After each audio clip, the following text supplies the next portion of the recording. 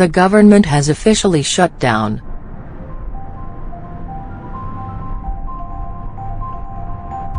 On Monday, January 22, the federal government will go into the workweek still shut down. But this time, there's a glimmer of hope as Sen. Bob Corker, RTN, put it Sunday that Democrats and Republicans can come to an agreement by noon tomorrow, when the Senate is set to vote again to fund the government and open the doors. Republicans and Democrats have been stuck in a standoff over government spending this weekend, after failing to reach an immigration and spending deal Friday. House Republicans passed a bill on Thursday to fund the government for 4 weeks and extend the Children's Health Insurance Program for 6 years. But on a procedural vote late Friday, which needed 60 votes to advance the House spending bill, 45 Senate Democrats and 5 Senate Republicans rejected it because it didn't include legal protections for young immigrants, shutting down the government. Since Senate Majority Leader Mitch McConnell has made Democrats a counteroffer, a short-term spending bill that would keep the government open until February 8, with promise of immigration negotiations in that time.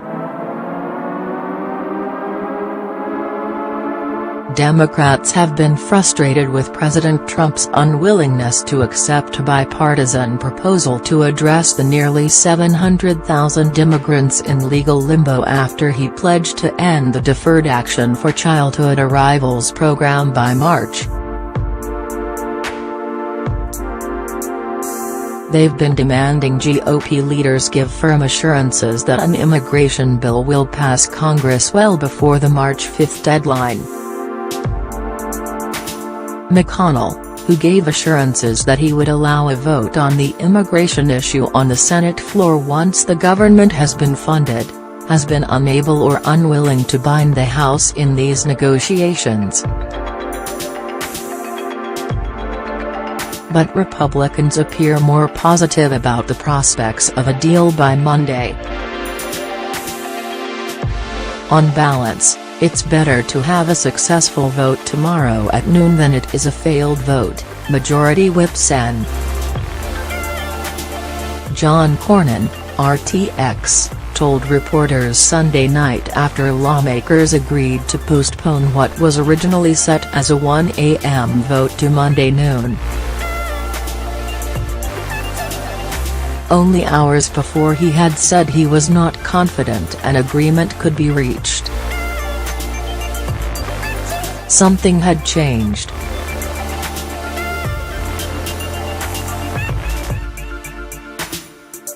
I think it takes a little while for people to absorb what's happened here, and to get out of their bunker and hopefully meet in the DMZ and try to work things out. I'm optimistic.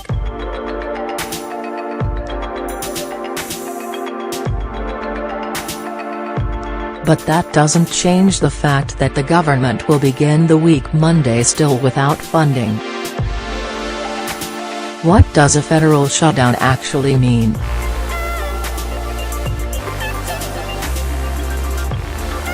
A government shutdown means a lot of non-essential government activities suddenly cease. As Vox explained, it's not unusual for Congress to go to the brink of a shutdown. It happened several times in Trump's first year in office alone. But it's rare they actually don't make the deadline. During shutdowns, federal employees are split into essential and non-essential groups.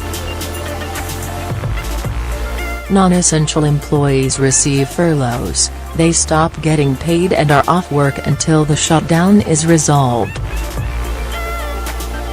Essential workers also stop getting paid, but they still have to work. Usually when a shutdown is over, federal employees are paid back the salaries they went without. A shutdown usually suspends a lot of government functions. Though the military, air traffic control, federal prisons, and Social Security and other benefit payments typically aren't affected, the Office of Management and Budget estimated that the shutdown resulted in 120,000 fewer jobs and cut economic growth by 0.2 to 0.6% in the last quarter of 2013, the last time the government shut down.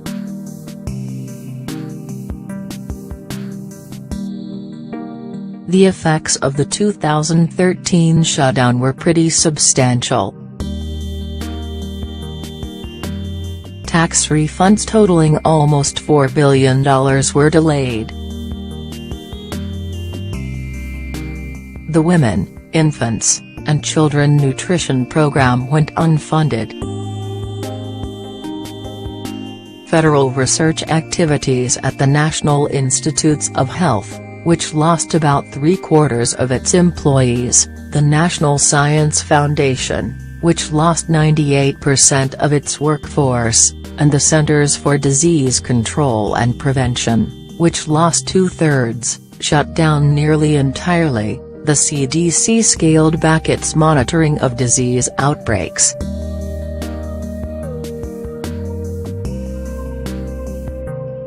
Environmental Protection Agency inspections halted at 1,200 locations. The Food and Drug Administration delayed approval of drugs and medical devices. The national parks shut down, resulting in $500 million in lost consumer spending from tourism. Reviews of veterans' disability applications slowed to a halt, with nearly 20,000 applications per week not being evaluated.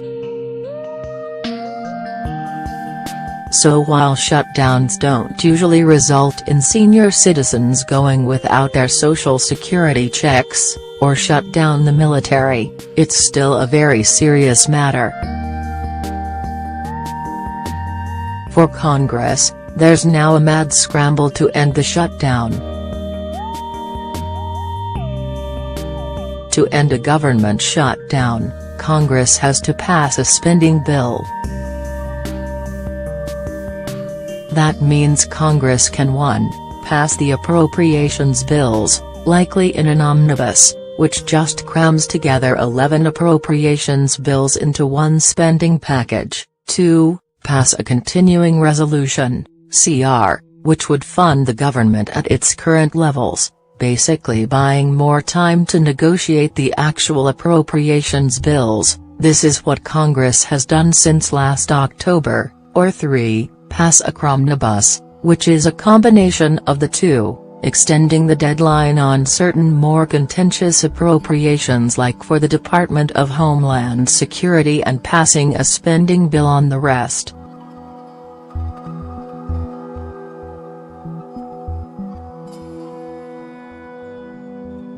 McConnell has already proposed another CR1 slightly shorter than the one that failed on the floor earlier this evening. But it's important to note that Democrats voted down a short-term spending bill Friday over stalled immigration negotiations, and it's unlikely they'd vote for one without some kind of agreement on the future of the DACA program. After months of inaction, immigration negotiations have intensified in recent days, but not without tribulations. President Donald Trump and Republican leadership continue to engage hardline immigration hawks who have shown no interest in compromise. Trump reportedly told Sen.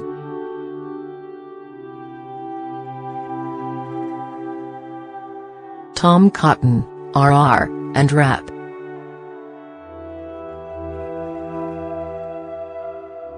Mark Meadows, RNC, who occupy the most conservative spaces in the immigration debate, that he wouldn't support a proposal without their blessing. Trump has already nixed one bipartisan proposal put forward by Sens. Lindsey Graham, RSC, Jeff Flake, RS, and Dick Durbin, DL. That's a serious red flag for Democrats, whose votes are needed to pass anything on immigration. Meanwhile, Republicans continue to push for immigration negotiations to be kept outside of spending talks.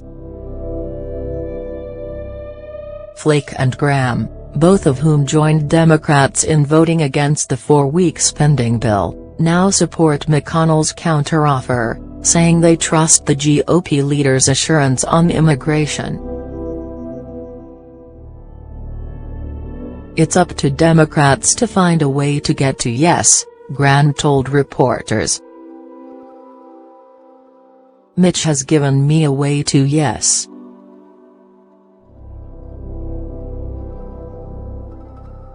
And I would argue I care as much about getting immigration resolved as anyone in the body. By Sunday night, Schumer said he and McConnell had yet to reach a final deal. But with a shutdown hanging overhead, it's possible Democrats will agree to a shorter CR with the assurance that an immigration bill will be struck in the interim. The blame games continue.